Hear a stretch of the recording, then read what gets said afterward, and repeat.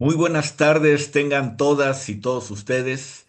Les damos la más cordial bienvenida a esta nueva mesa del ciclo denominado Arte, Crisis y Futuro Cultural, organizado por Diálogos de la Gestión Cultural. Aquí está con nosotros Sergio Cervantes, su director, por el ITESO, Universidad Jesuita de Guadalajara. Se encuentra representándolo en este momento como moderador el maestro Alfonso Hernández Barba, y la Facultad de Artes de la Universidad Autónoma de Querétaro, que representa a un servidor, José Antonio MacGregor.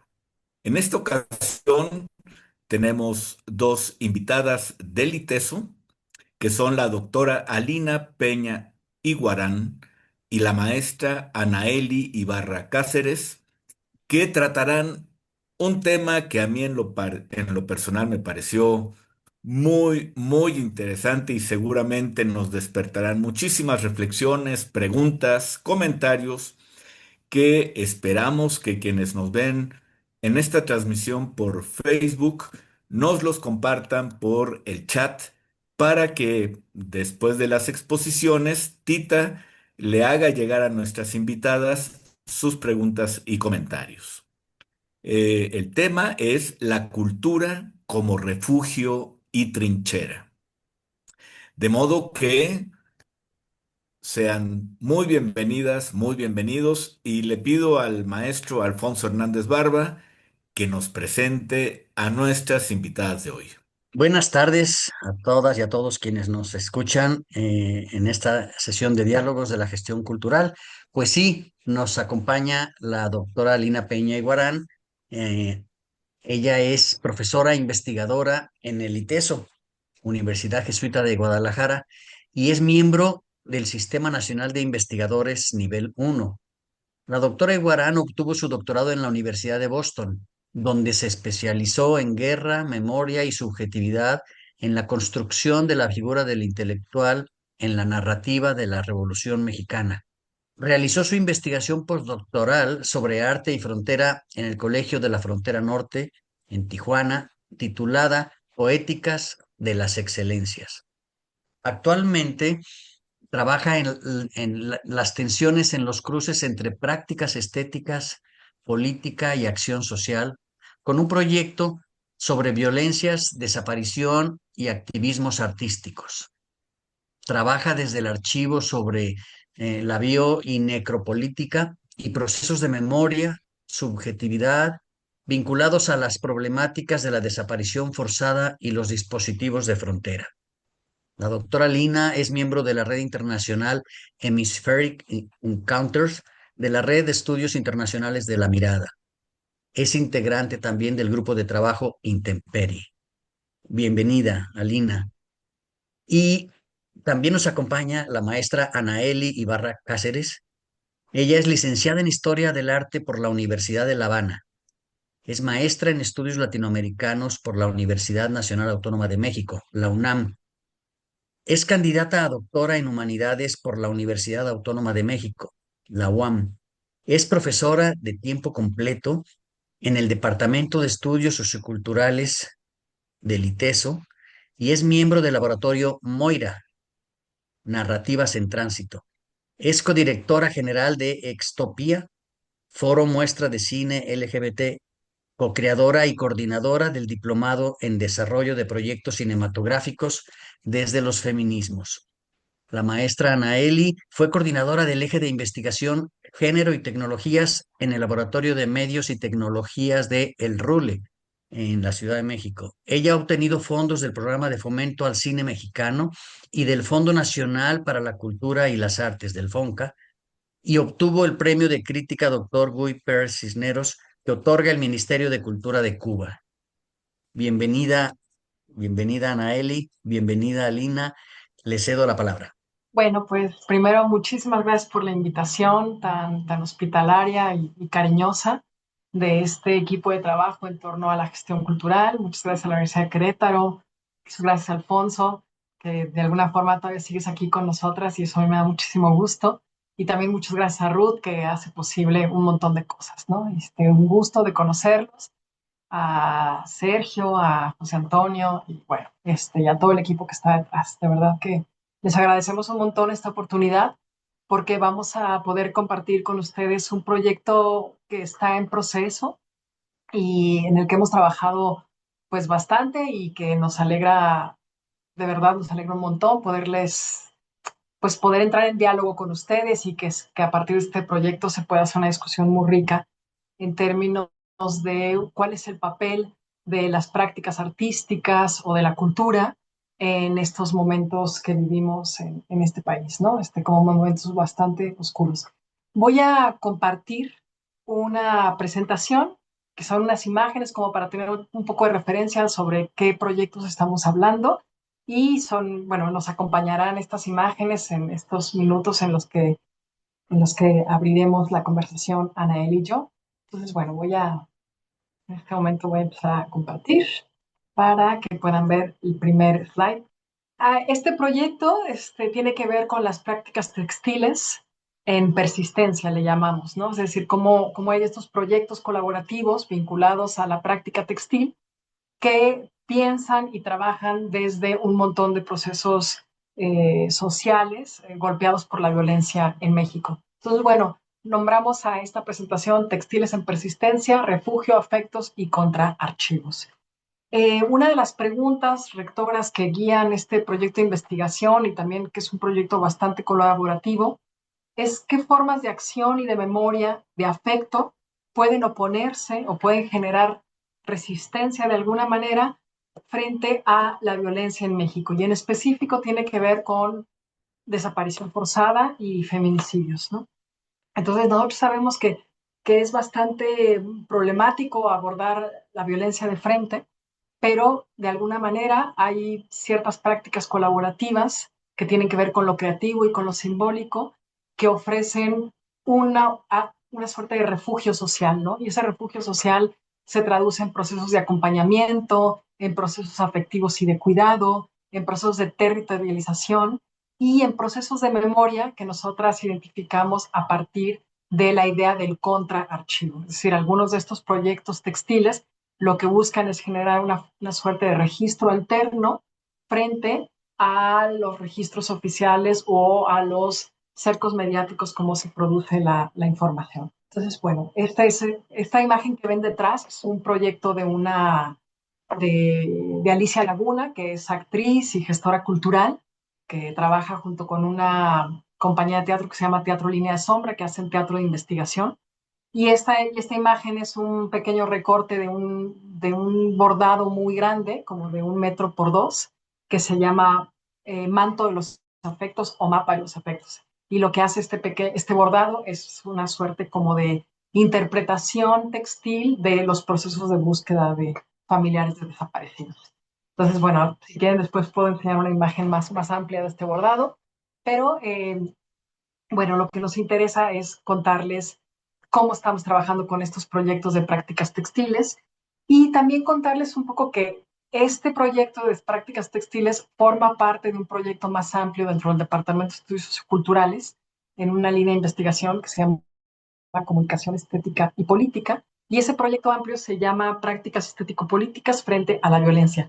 Y bueno, una de las discusiones que este proyecto tiene es discutir la categoría de activismos artísticos. Nosotras encontramos, y es algo que nos llama mucho la atención de estas prácticas textiles, es que disputan de alguna forma, o de muchas formas más bien, el régimen visual de la violencia y el cerco mediático. Es decir, la violencia en los últimos 20 años en México ha producido una manera de mirar.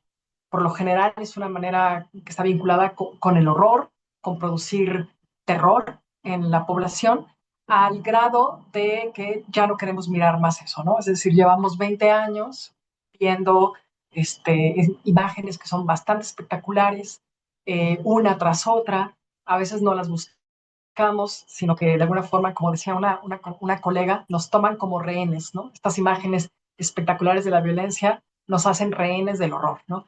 Y entonces una de las, digamos, de las respuestas que surgen frente a la violencia es no querer mirarla, ¿sí? Entonces, como uno de los desafíos que tenemos en esta investigación es cómo poder hablar de la violencia sin reproducirla. Es decir, cuáles son las posibilidades de pensar la violencia sin exacerbarla, sin reproducirla, sin generar los mismos efectos que produce la violencia. Este régimen de la violencia está muy vinculado también a prácticas de necropolítica, es decir, regímenes y políticas de seguridad que lo que van generando son procesos de despojo y de extractivismo tanto de cuerpos como de territorios. Esta imagen que están viendo ahí atrás es un proyecto que se llama Sangre de mi sangre. Es un proyecto textil en rafia de tejido manual, o sea, se teje con los dedos, que inicia en Guadalajara con un grupo que se llama Colectiva Hilos, es un colectivo feminista, que empezaron justo a tejer con rafia roja en plena pandemia. Y este proyecto ha proliferado en un montón de lugares de la República Mexicana y fuera de la República Mexicana, en Sudamérica y en Europa. Y la idea es que se va generando cada vez una mancha roja, sangre de mi sangre, que de alguna forma da cuenta de la sangre derramada en México, ¿no? Entonces, esta es una activación que hizo el grupo de Querétaro en la plaza principal en el 2022, ¿no? Entonces hicieron la forma del país, y de alguna manera, pues esto es una intervención pública y un comentario frente a los últimos 20 años, a partir más o menos desde que se declara la guerra, la susodicha o la llamada guerra contra el narcotráfico. Aquí hay una noción que hemos venido trabajando desde hace varios años ya, que es la de cerco mediático. El cerco mediático lo pensamos como este ensamblaje entre instituciones y medios que van generando una manera de producir los modos de mirar, de sentir y de pensar la violencia en los que se revictimiza a la víctima o se moraliza a la víctima o se generan como estas operaciones discursivas en las cuales quien mira la violencia se asume como fuera de ella porque hay una criminalización de la violencia y también quizás a veces también una criminalización de la víctima en este tipo de frases ya muy hechas y muy, que mayugan mucho el lenguaje, como decir que la víctima en algo andaba y que por eso le pasó esto. Pero también tiene que ver con pasar de una nota a otra nota y a otra nota, al grado que se genera una suerte como de saturación informativa. Y esa saturación informativa, lo que nosotras consideramos que produce es una falta de experiencia, porque no hay tiempo para digerir esta violencia. Y tampoco hay tiempo, no hay tiempo, ni hay momento, ni hay los datos para entenderla cómo se está produciendo. Entonces, a este como gran conglomerado, como ensamblaje de discursos, instituciones y prácticas, es a lo que vamos llamando cerco mediático. Es decir, que produce una manera horrífica de pensar la violencia, una manera que espectaculariza los hechos y que en esa espectacularización lo que va produciendo en nosotros es una suerte de pasmo frente a la violencia. Es decir, ¿cómo podemos responder frente a ella? Y la verdad es que no sabemos cómo, ¿no? Y entonces una de las propuestas de esta investigación, o de lo que hemos encontrado en esta investigación, es que las prácticas textiles colocan le llamamos una estética relacional con la violencia desde otro ángulo. Y tiene que ver justo con los procesos, las reconfiguraciones de sentido, los procesos de territorialización, el tratamiento del registro, el nombre de la víctima y incluso los espacios que se ocupan o que se intervienen con la práctica textil. Nosotras hemos encontrado en estos proyectos que se está ensayando una forma de relatar lo imposible frente a las violencias. Y estas formas de relatar frente a las violencias lo que van a ir otorgando, porque es una suerte como casi como de don, de regalo, y ahorita Anaeli va a hablar un poco más de eso cuando empiece a hablar de los afectos y del contraarchivo, una relación distinta también con la gente que está desaparecida, con los familiares de víctimas de desaparición, con la gente o con las víctimas de feminicidio, porque el bordado lo que va a ir colocando, o las prácticas de bordado y de textil de manera colectiva y participativa, a lo que invitan es a una temporalidad distinta. Y esto lo vamos a trabajar con dos casos que les traemos, ¿no? Pero antes les quiero dar como un marco más, pues digamos, amplio de la investigación. para que la conozcan.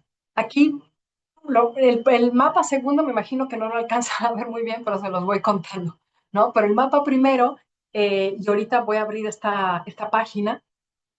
Esta investigación en buena medida parte de un registro que hicimos, un dataset de 77 proyectos textiles en México entre el 2004 y el 2024. Estos 77 proyectos fueron mapeados en diferentes estados de la República en estos 20 años a partir de una serie de variables, categorías, como fueron temática que abordaban. Nosotras sí teníamos un recorte, un sesgo, digamos, en este primer registro que hicimos, este primer levantamiento o mapeo, que estábamos pensando prácticas textiles vinculadas a la violencia en espacios urbanos o semiurbanos. Sabemos que hay una otra rama de la práctica textil que es muy potente, que está vinculada más a espacios comunitarios, indígenas, ¿no? O de comunidades originales, ¿no? Y que ahí lo textil va a pasar por, digamos, como por otra tesitura, ¿no? Que va a tener que ver quizás con procesos más de ritualidad o procesos más de festividades tradicionales o incluso con perpetuación del saber, de saberes antiguos, ¿no? O por ejemplo, también son textiles que lo que hacen es como seguir manteniendo ciertas puntadas que son muy antiguas y que no quieren que se pierdan, etcétera, ¿no? Y que tiene que ver con una tradición popular del textil, ¿no? Nosotros en este momento no estamos trabajando con ese tipo de proyectos, sino más bien con proyectos urbanos o semiurbanos que son activados por grupos estudiantiles, por activistas, por grupos feministas, por familiares de desaparecidos o colectivos en este sentido, digamos, investigadoras en espacios universitarios, ¿no? Entonces, nos estamos enfocando en ese tipo de proyectos en específico y lo que fuimos encontrando en estos 77 proyectos que trabajamos fue el tipo de temáticas que se abordaban desde el textil, ¿no? Y en su gran mayoría sí, están abordando la temática de la desaparición forzada, los feminicidios, los desplazamientos forzados también o las masacres. Y entonces, al ver que teníamos 77 proyectos en la República Mexicana, en diferentes estados, lo que nos fue interesando es cómo a partir de estos proyectos podemos hablar de la violencia y podemos hablar de las prácticas de resistencia y también de los procesos de recordación. Bueno, a partir de ese dataset que hicimos de 77 proyectos, un compañero que también colabora en esta investigación, que se llama Héctor Piña, hizo una visualización que se llama Cartografía Textil de la Resistencia. Y esta visualización lo que permite, así que le voy a dar play para que se vaya viendo poco a poquito, es cómo empiezan a proliferar los proyectos textiles en México a partir del 2004. El primer proyecto que nosotros tenemos es uno de Tapalpa, con una cooperativa de mujeres que se alió con un artista canadiense y hicieron un proyecto que se llama Las Desaparecidas. Es un proyecto vinculado a los feminicidios en Ciudad Juárez. Y a lo largo de estos años, lo que vamos viendo es que hay una intensificación de estos proyectos textiles en el país y que, bueno, la mayoría se concentran en la Ciudad de México, en Michoacán, Jalisco. La verdad es que hay menos en el norte, o al menos en esta primera búsqueda que nosotras hicimos, se concentran todos, digamos, como en esta zona del país, ¿no? Como en la zona centro-occidente. Este mapa lo que permite ver de esa visualización del dataset, déjenme mover esto para acá para que se vean todos, es justamente cómo empiezan a emerger los proyectos textiles y los temas que se abordan, ¿no? Por lo que desaparición, territorio, feminicidios, violencia, medio ambiente, muchos menos. Y los tipos de actores que participan en estos proyectos, colectivos, artistas, investigadoras, activistas, ¿sí? Y bueno, esta gráfica que ahorita les estoy enseñando, lo que ve es como proyectos de artistas que trabajan en el tema de desaparición en el 2020, son 11, ¿no? Entonces, bueno, esta visualización interactiva es una herramienta de análisis que después nos permitió hacer digamos, otra depuración y otro tipo de preguntas al proyecto. Aquí, bueno, cualquiera la puede consultar. Si quieren, luego les dejamos la liga. También, dependiendo del momento en que uno está viendo, se puede ver como la nube de palabras, ¿no? Y esta nube de palabras surge de la descripción de cada uno de estos proyectos, y la nube de palabras lo que permite es como tener una suerte como de paisaje semántico de estos proyectos vinculados a la violencia. Otra de las cosas que se puede explorar aquí, bueno, son los temas, como les decíamos, el tipo de técnicas que utilizan estos proyectos. Apliqué, arpillera. La mayor parte de los proyectos, en un porcentaje muy alto, utilizan bordado y tejido, ¿sí? Hay algunas poquitas cuestiones de fotobordado y arpillería, ¿no? Aquí están todas las patchwork, que son bastante menos, ¿no?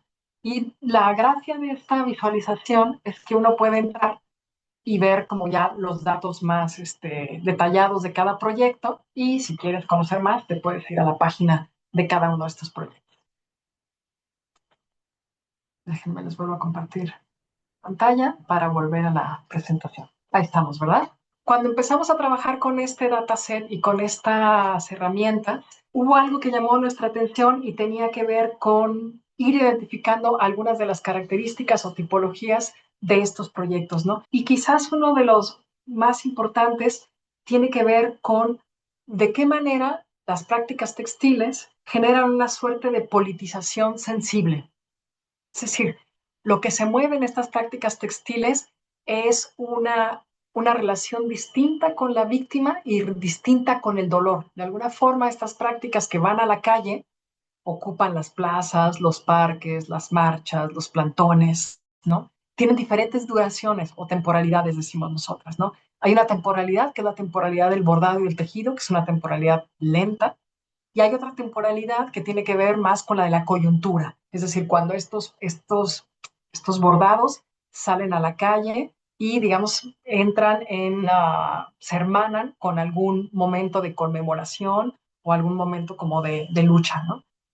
Acompañando a familiares o acompañando a colectivos, etcétera, ¿no? O fechas específicas como el 25 de noviembre o el Día Internacional de la Desaparición, que es en septiembre. Entonces, estas prácticas, a la vez de que tienen diferentes temporalidades, también producen diferentes formas de encuentro.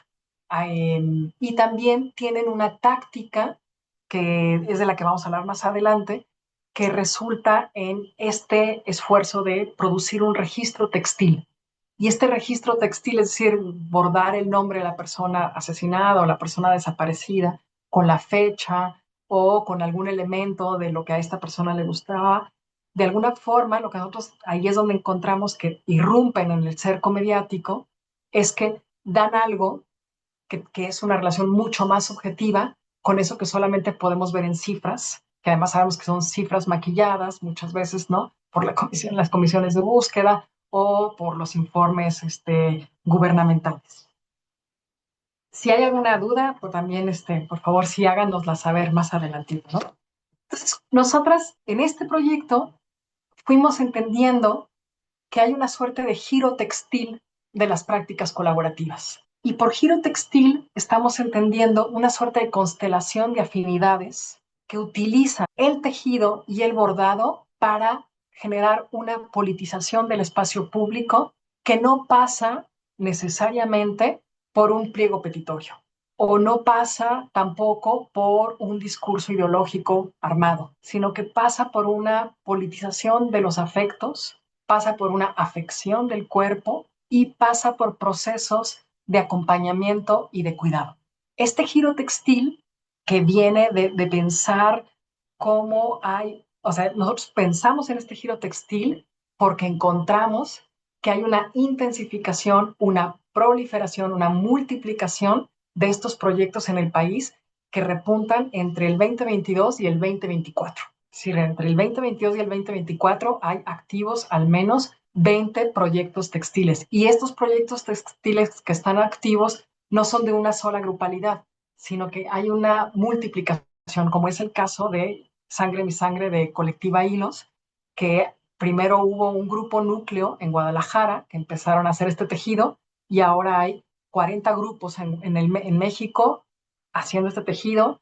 Hay como 7 en Sudamérica y otros 8 en Europa, en Berlín, en Francia, en Madrid, en Barcelona. Entonces, Esto es algo que nos llama mucho la atención, es decir, cómo estas prácticas textiles producen procesos de acompañamiento y también procesos de acogida, porque es una forma de vinculación, aunque uno no sea, digamos, receptor directo de una de estas violencias. El mapita que está a la derecha, que se llama Geografía del Conflicto, pues que ahorita actualmente tenemos una exposición en el ITESO sobre este proyecto de investigación y la exposición se llama Hilar 20 años de práctica textil frente a la violencia. Y la exposición lo que hizo fue recuperar 10 de estos 77 proyectos, invitarlos a la universidad, desarrollar una narrativa curatorial y dentro de esa narrativa curatorial lo que hicimos fue hacer ese mapa que se ve ahí al fondo, que es un mapa textil y ese mapa lo que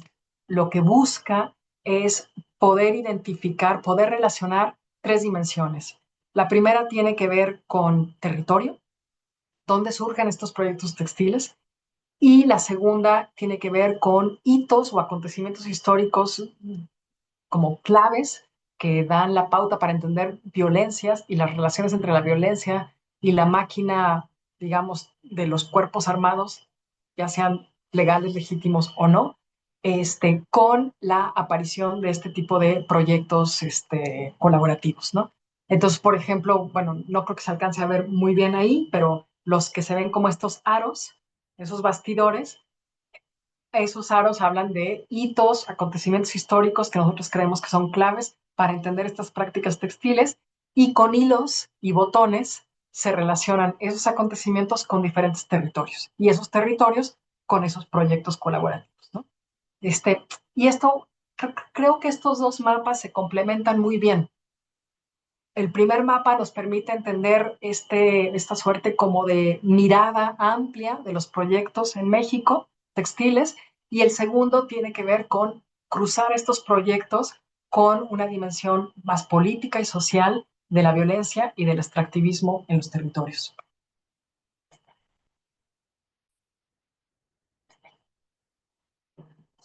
Esto es lo que les contaba de por qué estamos pensando la apuesta por el giro textil, ¿no? Es decir, la noción de giro textil nos sirve como una herramienta hermenéutica para pensar en una suerte como de constelación, de un diálogo más abierto a todos estos proyectos, ¿no? Cómo se relacionan entre sí, qué afinidades hay entre ellos, cómo se politiza la práctica del tejido, porque no es solamente, es decir, sí es intervenir el espacio público, sí es aparecer en la plaza, pero luego qué sucede, cuáles son los procesos que suceden de vinculación entre cuerpo, afecto y territorio y memoria a partir de estos proyectos textiles. Y también la otra dimensión que encontramos en el giro textil es que este ejercicio, es decir, la puntada, la hebra, el hilo, la tela, genera una forma de pensamiento-acción desde la huella.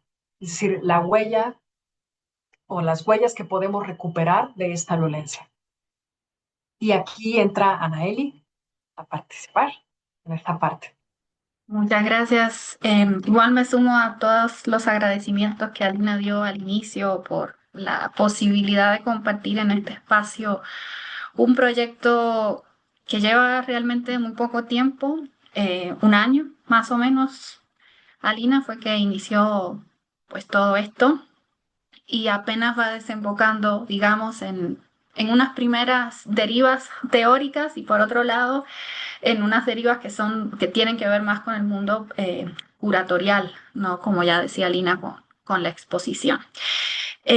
Yo voy a retomar un poco esta última parte de lo que decía Lina y voy a ajustarme al tiempo, no se preocupen, voy a ser disciplinada, de la dimensión política de estas prácticas que usan el bordado, que usan el tejido, que usan ciertas formas que tienen que ver con la aguja, hilos, telas y personas y que no se reducen, como ya decía Lina, a la aparición en el espacio público, es decir, hacer un uso del espacio público para denunciar algo, sino que algo que nos interesaba o que veíamos un poco en estos proyectos y que tiene que ver con su dimensión política, estaba relacionada con la capacidad que tienen de contestar y de actuar frente a ciertos vacíos que crea el Estado a la hora de administrar la información sobre la violencia en México y eso se relaciona con este concepto que proponemos para pensar estas prácticas, que es el de contraarchivo. Y por otra parte, esa dimensión política en estos proyectos y en esas prácticas textiles está relacionada con esto otro que decía Lina, que es por un lado la producción de memoria, que está muy de la mano con ese contraarchivo, y por otra parte con producir unas maneras de estar juntas, de estar juntos y de enfrentar la violencia que implica pensar la política ya no como probablemente desde el siglo XX lo hacíamos, ¿no? Como desde una perspectiva macro y a partir de eventos con grandes movilizaciones, sino más bien desde una perspectiva micro que apela a gestos donde el afecto, las emociones y la capacidad de transformar tiene que ver justamente con ese estar juntas y juntos frente a un contexto que no solo la impunidad, sino que nos desarma completamente, ¿no? O sea, parece que no podemos hacer absolutamente nada frente a la desaparición, frente al feminicidio, y frente a las redes, ¿no?, de poder que no son solo del Estado, que articulan, digamos, todas esas prácticas violentas, ¿no? Entonces, frente a eso, esas otras maneras de estar juntas y juntos desde el espacio público a través de los bordados, creo que es como lo que estamos tratando de deshebrar como lo político, ¿no?, en este proyecto. Y para eso, bueno, para nosotras era muy importante la noción de archivo, porque el archivo lo identificamos precisamente como un tipo de práctica que está muy relacionada con el Estado, que es quien pues termina controlando las formas en las que se clasifica, se consigna, se guarda, se conserva y se socializa información, que es información que está autorizada, que contiene, digamos, tiene un contenido de verdad, ¿no?, porque está validado por una institución.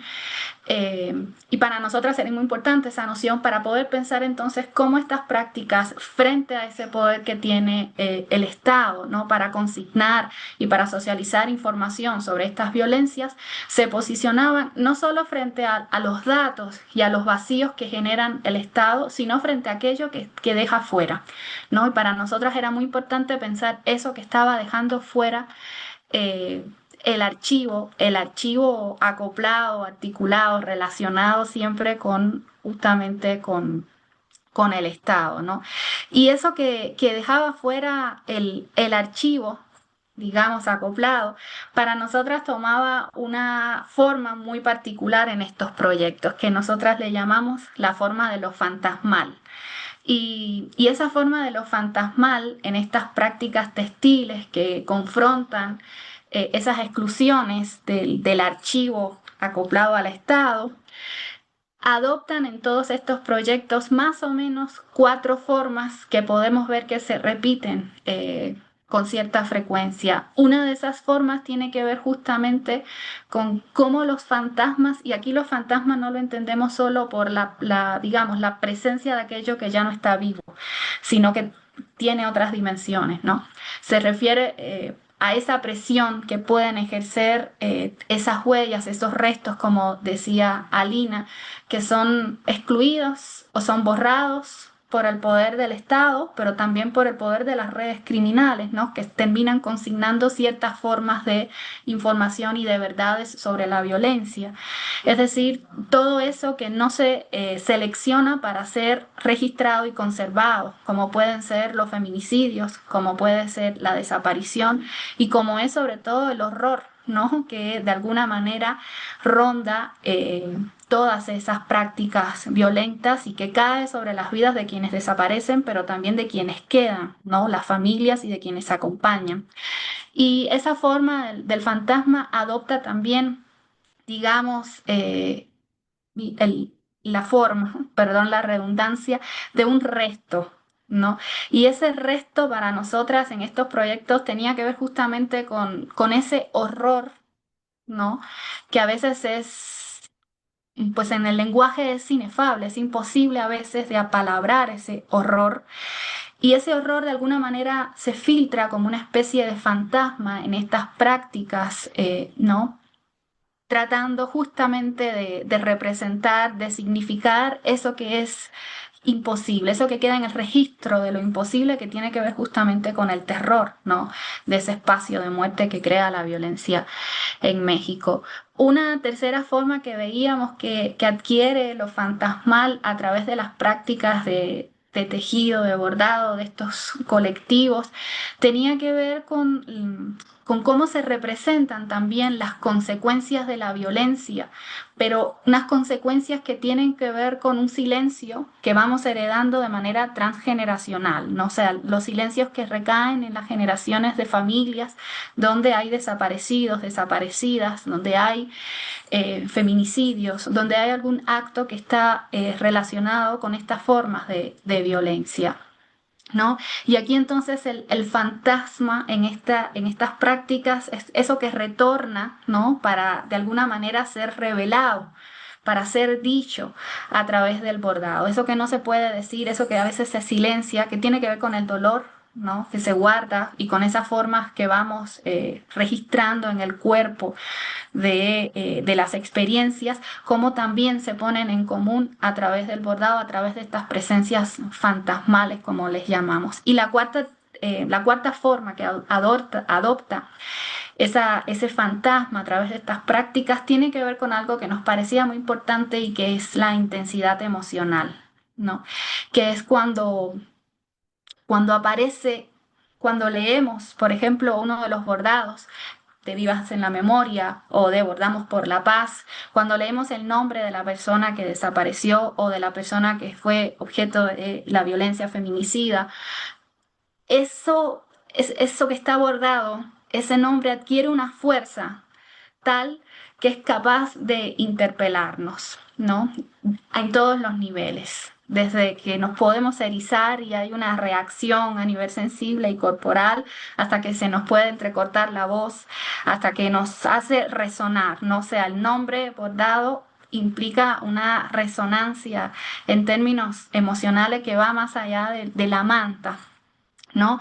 Y que justamente hace que eso que ya no tiene forma, eso que está ausente, vuelva de alguna manera a la vida. O sea, esa vida que fue arrebatada, esa vida que ya no existe, que ya no es más, que pueda reaparecer a través del bordado y adquiere entonces una fuerza para actuar, ¿no? Para actuar y para de alguna manera vehiculizar también estas denuncias, estas formas de denunciar la injusticia de estas violencias, ¿no? Y todas estas formas que fuimos identificando en las que aparece ese elemento de lo fantasmal en estas prácticas tiene que ver con algo que nosotras llamamos, les decíamos, el contraarchivo, ¿no? Y el contraarchivo es justamente todas esas formas que a través del bordado interrumpen esos regímenes, ¿no? del Estado, pero también de las redes criminales que borran, que invisibilizan, que suprimen, que reprimen, ¿no? Información y memoria, ¿no?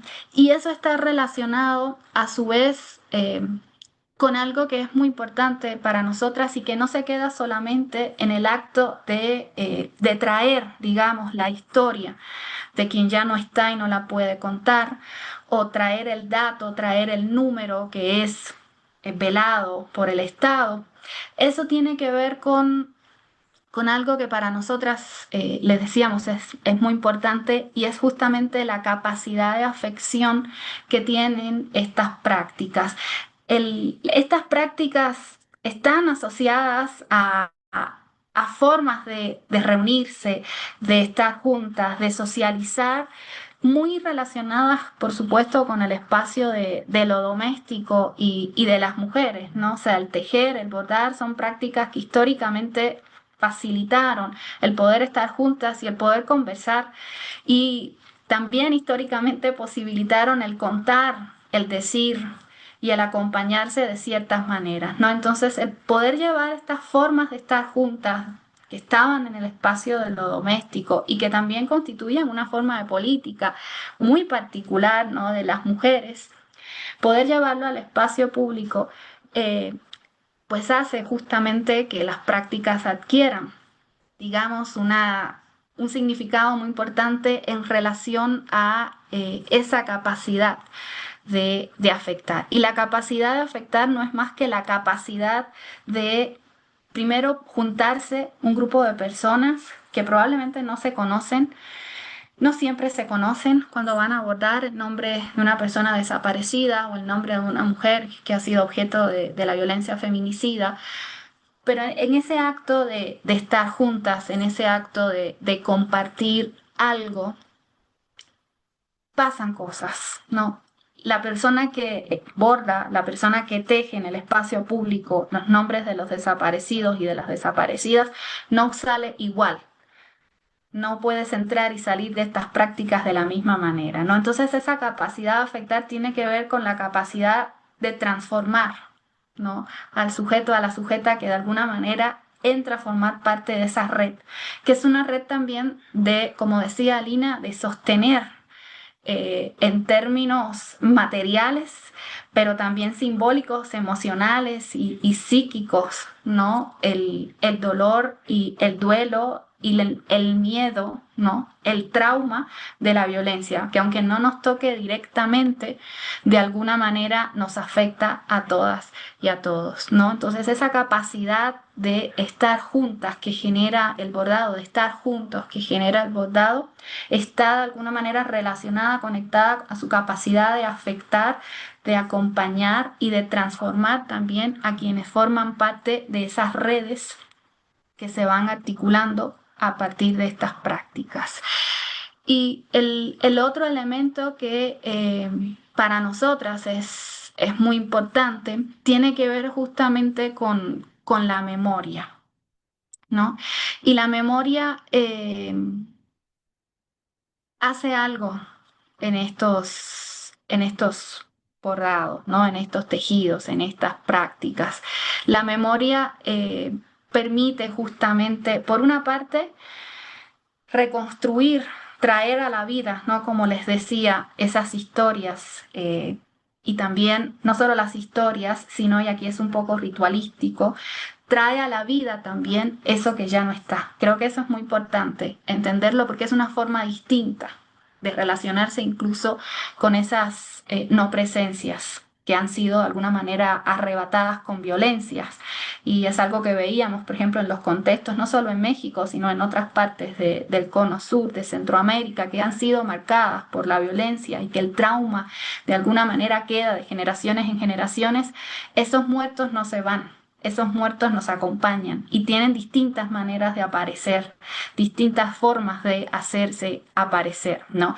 Y en el caso, bueno, de estos trabajos, una de esas formas tiene que ver justamente con esa producción de la memoria que se puede generar a partir del archivo, pero también a partir de la articulación de los cuerpos, ¿no? En el espacio, en el acto mismo de bordar, de tejer, de colgar las mantas, de compartir más allá de la aguja y del hilo y de los nombres, de compartir algo, ¿no? Entonces allí la memoria funciona en dos sentidos. Por un lado, recuperando esas historias, trayéndolas nuevamente a la vida, pero por otro, permitiendo el estar juntas. Y así es que de alguna manera se vuelve a cerrar este proceso que parece que están, o sea, memoria, afecto y archivo, parecieran tres prácticas distintas, pero en el caso de estos proyectos están muy articuladas. O sea, la producción de la memoria tiene que ver no solo con la recuperación de lo que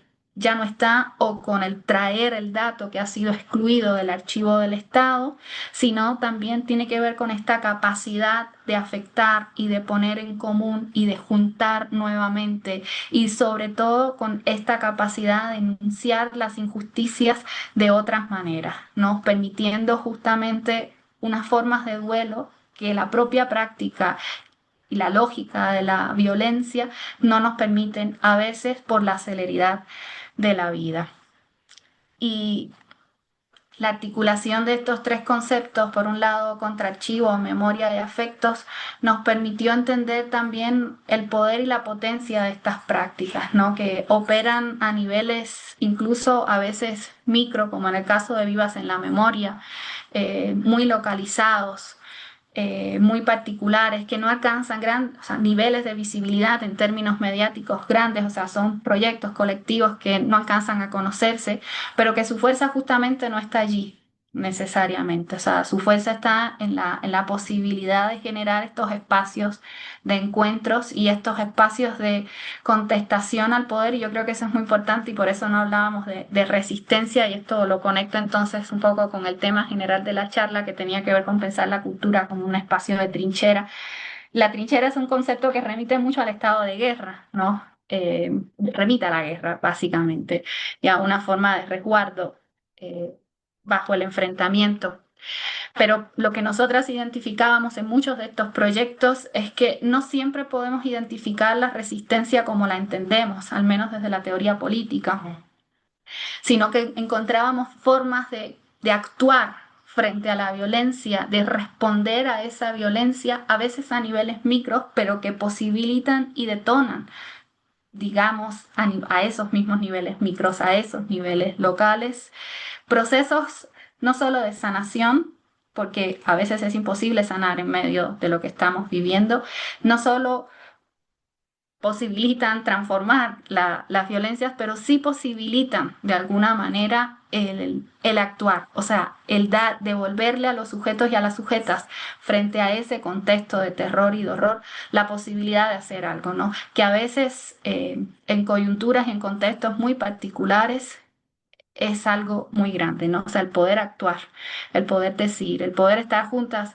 al menos en estos contextos, para nosotros lo que podemos identificar es que ya es en sí mismo un acto importante, ¿no? O sea, aquí la transformación no va a ir directamente y directa, frontal, confrontativamente contra el Estado o el crimen organizado porque no se puede, sino aquí tiene que ver justo con esta posibilidad de estar juntas quienes de alguna manera y estar juntos quienes de alguna manera son afectadas y afectados por estas lógicas de la violencia, en el caso de México y particularmente de la desaparición, que es lo que tratan estos proyectos. Y bueno, ahí un poco lo voy cerrando, trayéndolo de vuelta a esta idea de la posibilidad de pensar la cultura como un espacio también de contestación frente a estas coyunturas violentas. Y bueno, quizás nada más como para ya abrir la conversación con ustedes, también mencionar que este proyecto de investigación también lo que trata de hacer con ayuda de o sea, digamos, en trabajo interdisciplinario con la curaduría, con la etnografía, con la visualización de datos, es tratar de producir un encuentro entre estas muchas prácticas textiles y de alguna forma también replicar ese gesto de las prácticas textiles desde la investigación académica. Es decir, cuando pensamos cómo la academia puede participar y puede incidir en estos procesos, creo que también tiene que ver con eso, con generar las condiciones para un encuentro y un diálogo.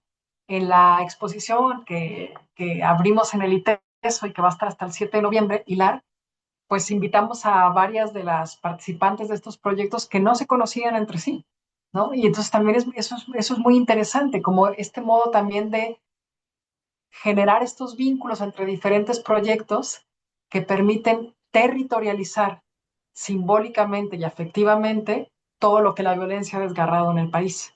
Y bueno, eso es lo que, y si quieren podemos hablar de algunos de los proyectos de los que más hemos trabajado, o bueno, ya ustedes nos dirán qué preguntas tienen, qué les gustaría profundizar.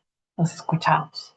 Bueno, pues primero felicidades porque realmente es eh, conmovedor la manera en la que se puede representar simbólicamente la violencia y darle vuelta a em, a esta desbordada manera en la que nos llega la violencia, aparte de las violencias directas, es decir, una es la violencia directa la que padecen las víctimas y otra es la manera en la que a los demás, a toda la sociedad nos llegan esas violencias y que como ustedes dicen, de alguna manera, primero nos saturan, luego nos paralizan y finalmente eso desactiva la capacidad social de indignación,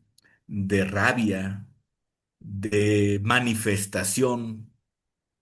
Y, y me parece que esta manera de abordar el tema de abordar a las víctimas y a su gente más cercana que también son víctimas. Víctimas somos toda la sociedad, pero hay de víctimas a víctimas. Y me parece que el bordado es esta magia para poder tejer historias y tejer vínculos. Y esto me recuerda hace unos años, justamente Alfonso y Sergio, estaba yo preparando una presentación de un libro el día que falleció nuestro gran amigo y colega Carlos García. Ese mismo día yo estaba preparando la presentación de un libro y el libro físicamente parecía bordado y era la historia de una chica antropóloga que iba a hacer su trabajo, su práctica de campo en una comunidad, pero vivió una situación personal durísima, durísima, que le desactivó su capacidad de trabajo profesional, pero aún así decidió irse a la comunidad. Ella, tronada por dentro, verdaderamente hecha trizas, y las mujeres con las que iba a hacer el trabajo de campo fundamentalmente eran tejedoras, eran bordadoras de textiles artesanales. Y entonces, pues ella llegó ahí prácticamente para no estar en su casa, para no estar con nadie, para aislarse y cayó en esto que Silvio diría causas y azares, ¿verdad? Llega al seno mismo de las tejedoras que al verla tan descosida, la invitan y le enseñan a bordar. Una chica que no tenía idea de qué era el bordado.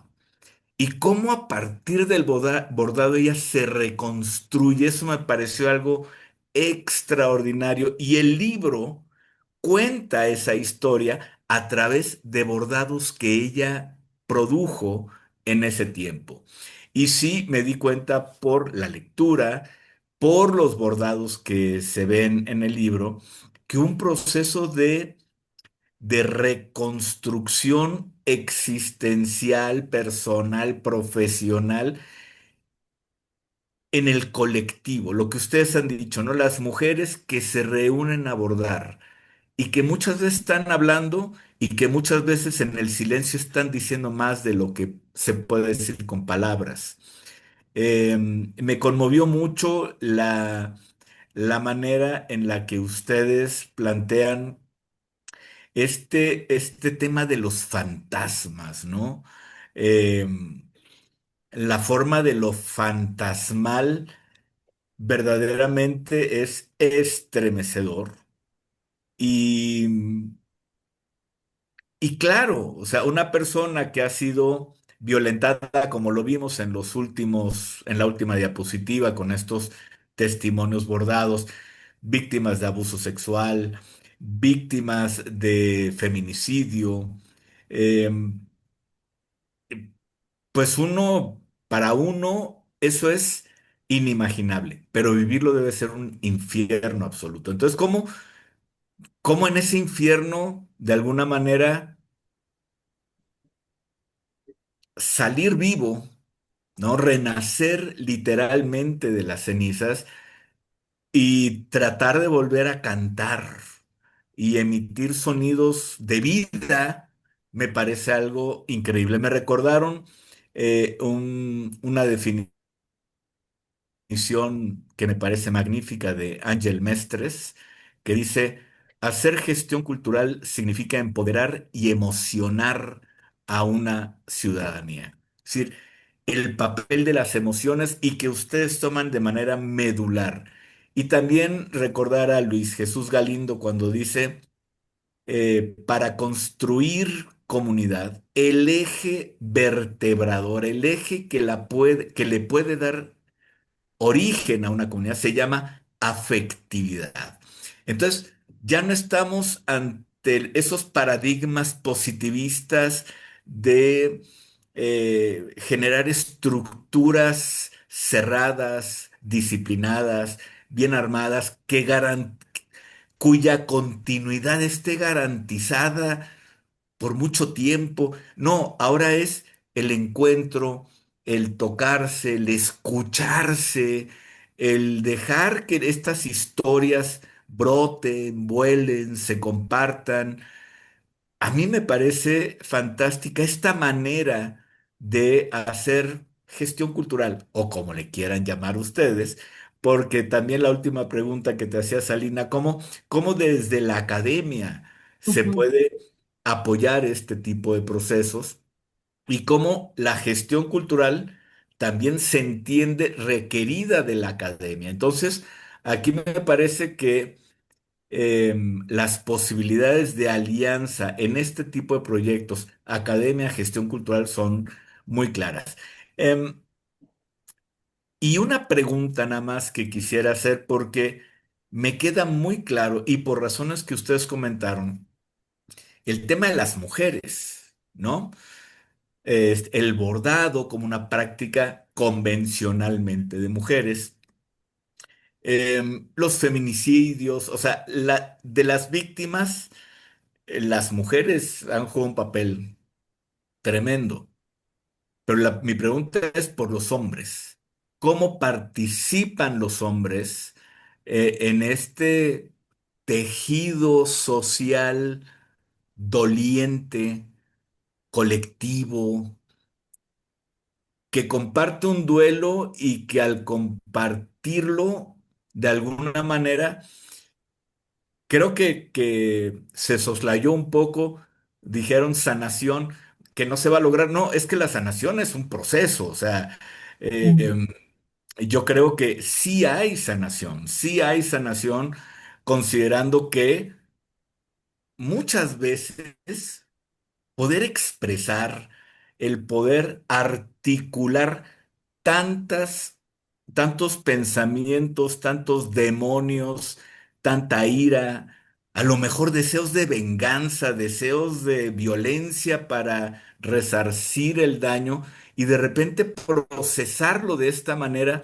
para que finalmente se logren ciertos equilibrios, aunque sea para dormir bien una noche. Me parece que la palabra sanación tiene sentido, claro, dimensionándola. Pero ¿qué me cuentan de los hombres en estas prácticas textiles?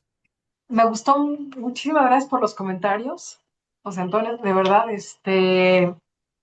fíjate que algo que nos hizo pensar mucho ahorita antes de llegar a lo de los hombres, es que dijiste varias cosas que la verdad me motivan un montón. Este, cuando estamos hablando de la violencia y como de esta dificultad de cómo relacionarnos con ella, que no sea desde la conmoción, porque creo que la manera como se presenta la violencia, justamente lo que genera es ese pasmo, ¿no? Esa conmoción.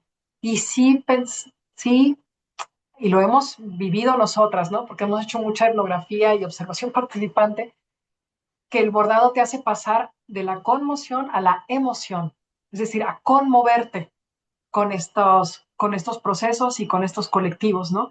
Y creo que ahí hay una reflexión que para nosotros fue disparadora, que justamente es con el proyecto de Vivas en la Memoria.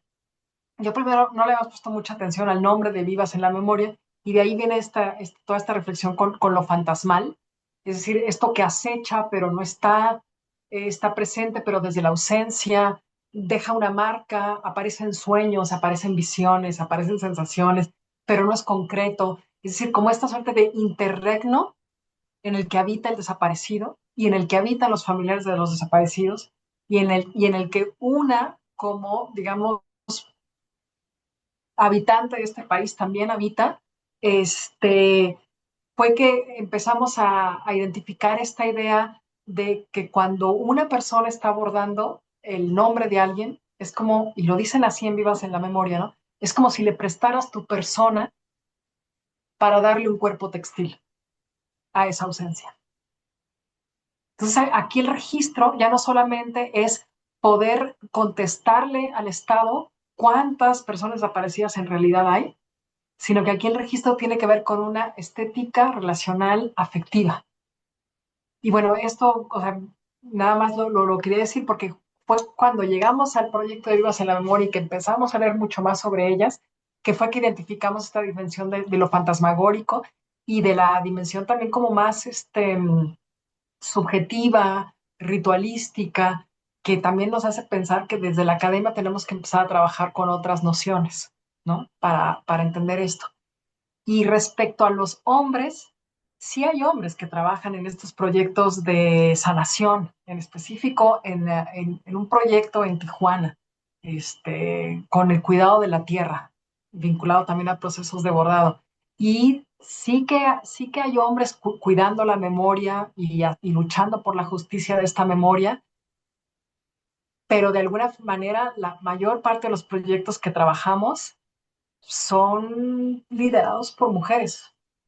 Y no sé si esto tiene que ver con que la idea del cuidado, también tradicionalmente en nuestras sociedades, cae en el cuerpo de las mujeres, ¿no? El cuidado a la familia, el amor, porque también, digo, hay padres buscadores, por ejemplo, un gran ejemplo de ellos son los padres de Ayotzinapa.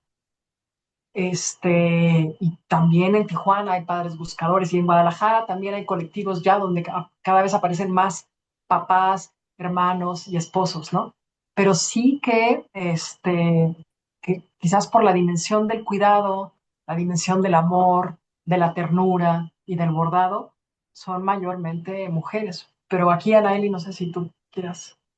Sí, no, iba un poco solo sobre la presencia de los hombres, que creo que hay, quizás en el colectivo de Vivas en la Memoria no es tan evidente la presencia de los hombres, no solo porque están abordando un tema que es muy particular de las mujeres, que son los feminicidios, las desapariciones de mujeres, y son muchas veces las madres de las mujeres víctimas de feminicidios, las hermanas, las abuelas, las tías, las que primero se mueven, pero hay otros proyectos de los que trabajamos, o sea, en Bordamos por la Paz, no solo fueron las mujeres las que fueron a votar, también participaron hombres, y hay otros proyectos, bueno, también en el que mencionaba eh, Alina, yo creo que sobre todo se implican los hombres en la medida en la que forman parte de los colectivos de búsqueda, ¿no? De hijos, de hermanos, de padres, ¿no? Que están buscando.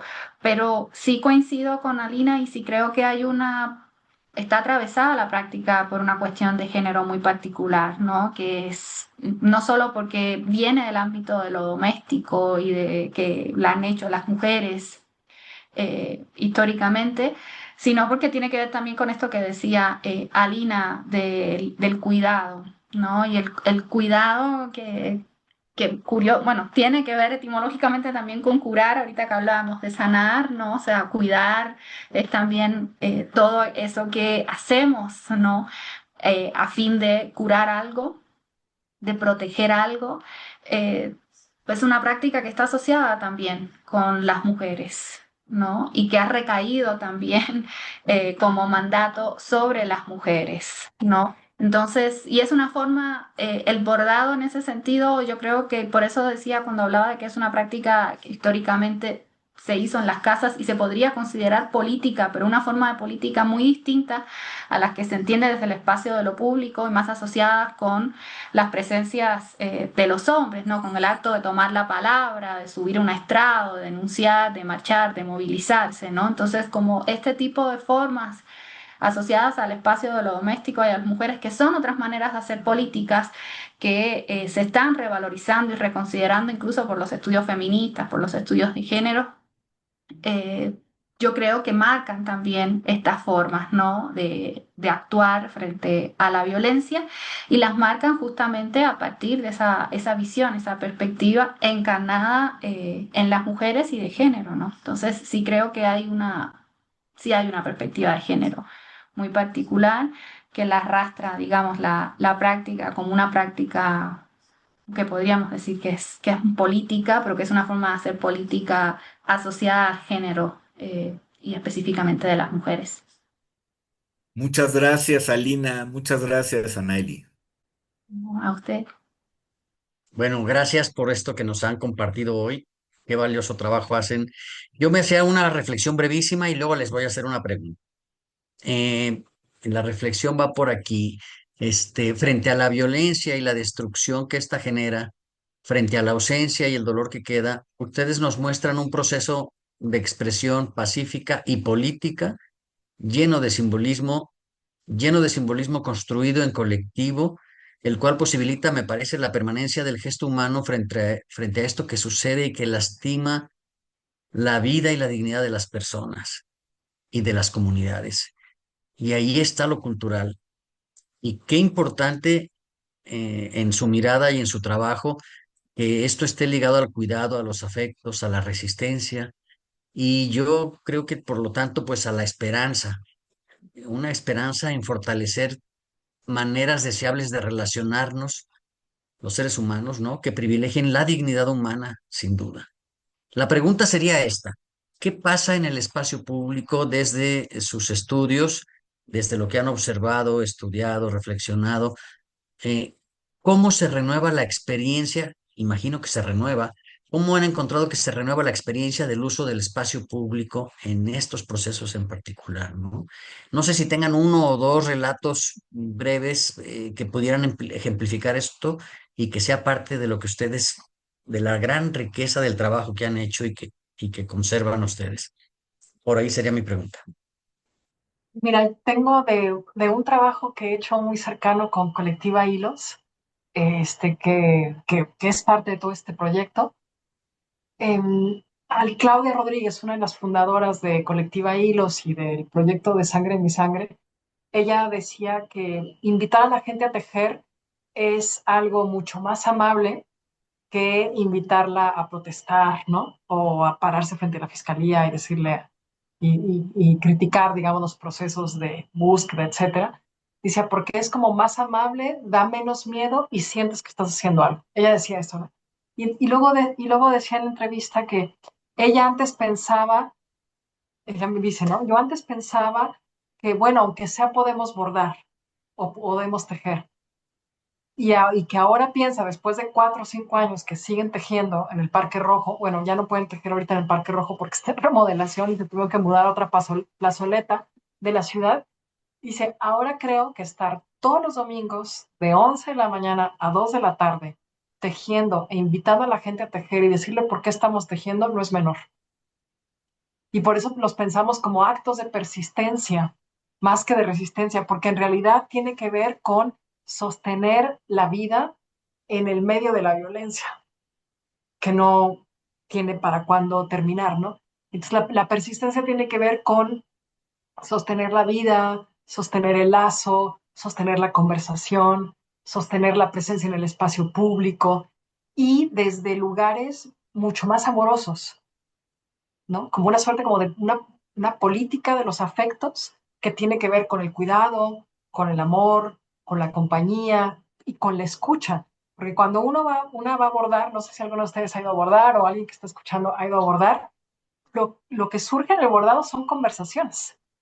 Y no necesariamente las conversaciones así como de la crítica política, de cómo es posible que ta, ta, ta. No, o sea, surgen conversaciones de recetas de cocina, de si sacaste a pasear al perro, es decir, como de verdad esa suerte como de, me gustó un poco también lo que dijo José Antonio, ¿no? Es decir, sí hay sanación, la sanación es un proceso, pero quizás no hay que pensar que la sanación es borrón y cuenta nueva. Hay sanación con memoria. Entonces, a lo mejor también la sanación supone transitar el dolor y no hacer de cuenta que esto ya terminó. Es decir, no tiene que ver quizás con esas 5 fases del duelo, ¿no? Que de repente dicen algunos psicólogos que uno tiene que transitar, porque creo que lo que hacen estas prácticas es sostener el duelo como algo persistente, porque también, si bien el bordado no va a resolver el problema, por supuesto que no lo va a resolver, pero lo acompaña y acompaña procesos de búsqueda de justicia, que es algo en lo que Anaeli siempre ha sido muy incisiva cuando estamos trabajando estos proyectos, ¿no? No solamente es un bordado ornamental, hay una política en el bordado, que no es ingenua por ser cute, no sé cómo decirlo, por ser cursi. O sea, no es el bordado cursi, ¿no? No es el bordado inofensivo de intramuros, de lo doméstico, de la chambrita, ¿no? Tiene que ver con que el cuidado, con como que todas estas dimensiones de lo más micropolítico, de lo más pequeño, salen a la calle y quizás también nos enseñan a pensar un lenguaje distinto. Solo iba a mencionar respecto a a la pregunta que hacías, Alfonso, el uso de este espacio público y de lo que ahí pasaba, también el caso de Vivas en la memoria en NESA, que es un colectivo que ni siquiera empezó abordando, empezó creando un centro cultural, ¿no? Eh, Justamente apelando a ciertas necesidades que tenían ellas como mujeres en el Estado de México, específicamente en Nezahualcóyotl, ¿no? Que es donde muchas de ellas viven todavía actualmente. Y a partir de que crean este centro cultural y de que empiezan a hacer algunas actividades y a juntarse, se empiezan a dar cuenta de que había muchos más casos de feminicidios que no se estaban registrando o que se estaban perdiendo porque el registro justamente no había, digamos, un seguimiento a los casos y se estaban perdiendo todas esas historias y las familias no estaban teniendo un acompañamiento y por otro lado muchos casos ni siquiera llegaban a la fiscalía o a los medios de comunicación y ellas empiezan como parte de ese trabajo en su centro cultural un trabajo de registro de los casos de feminicidios en el Estado de México, principalmente en 3 municipios, en Nezahualcóyotl, en Ecatepec y en Chimalhuacán. Ellas empiezan a crean una base de datos de una manera incluso, digamos, muy intuitiva, ¿no? Porque empezaron primero siguiendo los casos en los medios de comunicación, luego en carpetas y después con las familias. Y en el 2016, es decir, 3 años después de que todo esto iniciara, fue que ellas dieron el salto al bordado y al tejido, ¿no?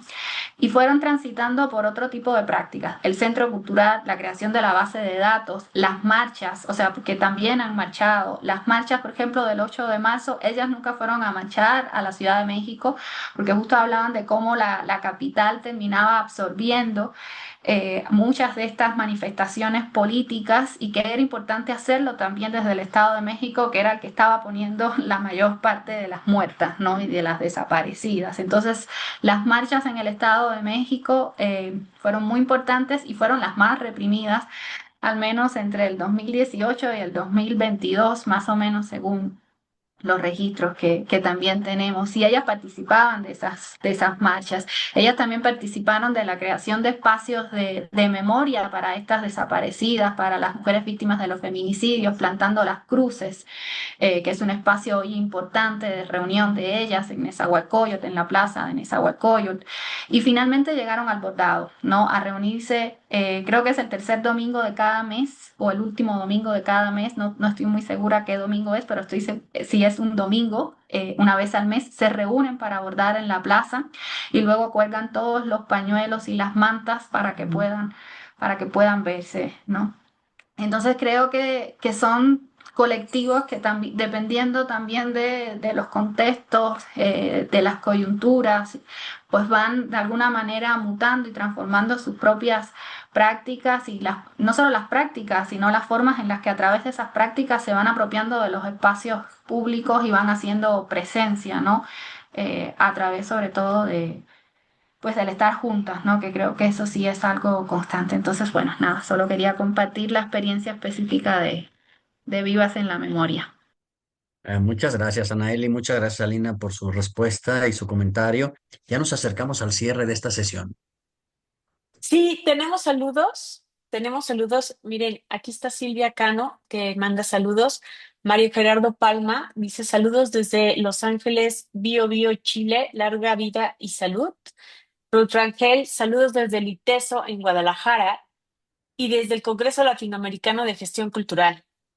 Jesús Aguilar dice que está conectado desde Hermosillo, Sonora. Hay saludos también aquí de Marta Soriano. Dice que un gusto verlos.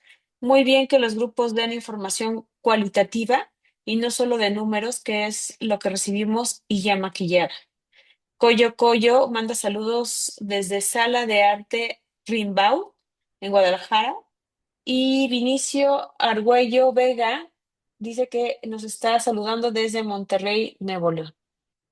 En el chat de Zoom tenemos, Ruth nos dice, fui a ver la exposición y la 20 años de práctica textil frente a la violencia en México es abrumadora, es desgarradora, Lo que logra transmitir es ese horror del que hablabas, Alina. Ese dolor e impotencia de los que tenemos que seguir hablando, con los que tenemos que seguir actuando. ¿Qué significa resistir desde lo micro hoy? Las marchas masivas son una forma de resistencia, pero esta política de lo micro, que en realidad no lo es tanto, esta política comunitaria que vemos en los bordados garantiza que la memoria no se quede en un acto efímero. Son pedacitos de tela, hilos, agujas y manos que se unen para resistir en el tiempo. Después de 20 años o más, los colores siguen vivos, las telas siguen intactas, son memorias que resisten, que no se borran, como ese pedacito de tela en tonos pastel con los nombres de las niñas y los niños de la guardería ABC. ¿Qué nos enseña esa persistencia material y afectiva sobre la fuerza de la memoria y la resistencia en el tiempo? Esa es su pregunta. Conmueve mucho el comentario de Ruth y la pregunta, porque ahora que tenemos la exposición aquí en el ITES hemos estado dando recorridos guiados y los da cualquiera del equipo Hilar, ¿no? Y esta tarde a dos estudiantes que trabajan en investigación con nosotras, les toca darle el recorrido al grupo de una profesora que se llama Carolina Platt, que es una documentalista de Sonora que trabaja acá. Y ella tiene un documental que se llama La Siesta. Ay, no sé si me estoy acordando del título, pero creo que así se llama La Siesta. Y es un documental sobre justamente la guardería ABC, que tiene que ver con ese bordado del que hablaba ahorita Ruth en su pregunta. No sé si recuerdan el caso de la guardería ABC, que es una guardería que se quema, y como 50 y ya no me acuerdo el número de niños que fallecen. Entonces, cuando le enseñé el bordado a Carolina, me dice, no te lo puedo creer, me dice, porque ahorita justo le voy a sacar una fotografía para mandárselo a uno de los papás de este caso, que el otro día le escribió a ella diciéndole, pues estoy muy triste porque creo que todo el mundo ha olvidado el caso de la guardería ABC y los niños de la guardería ABC. Entonces me decía ella, cuando él vea que alguien en Puebla bordó los nombres de los niños para que se sigan recordando, pues se va a poner contento porque no va a estar solo. Y creo que eso tiene que ver un poco con la memoria. Los procesos de memoria lo que hacen no es resolver el pasado, sino más bien que el pasado siga siendo como una presencia ética para pensar el futuro y el presente. Entonces creo que esa es la potencia de la memoria, no encrocharse en el pasado, sino que permita nuevas formas de pensar, no en el presente. Iba a compartir el nombre del docu que es La Hora de la Siesta, Bueno, sí está. sí, de Carolina Pratt. Muy bien. Pues un enorme agradecimiento, Alina, un enorme agradecimiento, Anaeli, para ustedes dos por esto que nos comparten. Qué bueno que se queda registrado, grabado y qué bueno que lo podrán ver más adelante quienes no pudieron conectarse el día de hoy. Ustedes saben que ya este programa de diálogos de la gestión cultural ya rebasó las 200 sesiones, ya andamos acercándonos a la 205, 207. Andamos por ahí, este trabajo que nació gracias a la iniciativa y a la gestión y al buen tino de Sergio Cervantes, quien ahorita nos dirá algunas palabras para cerrar ya esta sesión. Pues pues ahí están. Empezó en tiempos de la pandemia, como iba yo a decir, y sigue vivo. Y gracias a ustedes por su colaboración y por dejar este testimonio tan valioso ahora. Pues Sergio, si gustas decir unas palabras para ir cerrando. Pues muchas gracias, gracias Alfonso. No, estoy impactado, se los digo con toda sinceridad, me ha impactado todo lo que, ese trabajo que han realizado, ¿no?